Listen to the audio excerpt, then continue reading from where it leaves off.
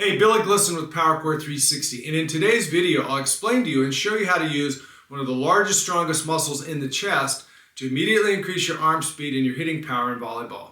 Now stick around to the end. I'll give you free access to our Facebook page where we'll show you how we train athletes to hit harder and jump higher. One of the biggest, strongest muscle groups in the body is called the pectoralis major. If you learn to use this muscle in your hitting, you'll immediately increase your arm speed and you hit the ball harder. But most young hitters have no idea how to use this muscle group. Also, you need to understand that one of the most popular arm swing techniques in the US called the high elbow swing doesn't engage or use this muscle group. So you're leaving power hitting and arm speed on the sideline, and you're actually increasing your risk for injury if you don't learn how to use this muscle group. The pectoralis major, you have one on the right side and left side of the chest. If we're talking about a right-handed hitter, this muscle group attaches to the arm bone and goes across the chest and attaches to the clavicle, a bone up here in your sternum here.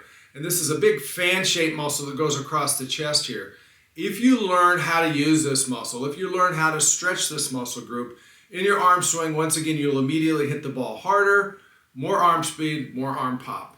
If you use your hitting arm elbow and you keep it underneath this shoulder line as you turn and draw the arm back, what will happen is the pec muscles, the pectoralis major, will get stretched. And especially if this athlete learns to keep the elbow back and turn their body, get that whole body rotation, if the arm stays back, we'll get a big stretch in these muscles across the chest. That immediately, the response of the body is when you stretch these muscles, they will engage and they'll come back around and they'll bring the arm through with more arm speed and more arm pop. Now, unfortunately, when you lift the elbow way up high above the shoulder level, as in the high elbow swing, these muscles, the pectoralis major muscles, because the muscle fibers tend to run this way, they get stretched when the elbow stays below the shoulder level, but when the elbow comes up into the high elbow in the setup, these muscle fibers are not getting stretched. So even though you might be able to hit the ball relatively hard using some of the shoulder muscles like the rotator cuff and a lot of the tricep muscle on the upper arm, you're leaving out one of the biggest, strongest muscle groups in the body. So you're leaving power and arm speed on the table. If you watch the video here, you'll see how I'm actually training an athlete to learn how to engage the pectoralis major, how to stretch it. I simply put two fingertips, light pressure in front of the upper arm and elbow, and I have them go into a slow motion movement where I'm holding their elbow back, they're turning their chest and shoulders away from the arm, and that's putting a stretch on the pectoralis major muscle fibers, right? I want the athlete to feel that. So just light pressure there as they turn away and they hold and they feel that. Then essentially I want them to understand, I want them to have that same feeling, keeping the arm back, turning the chest and shoulders away from the arm as they go to throw or as they go to hit.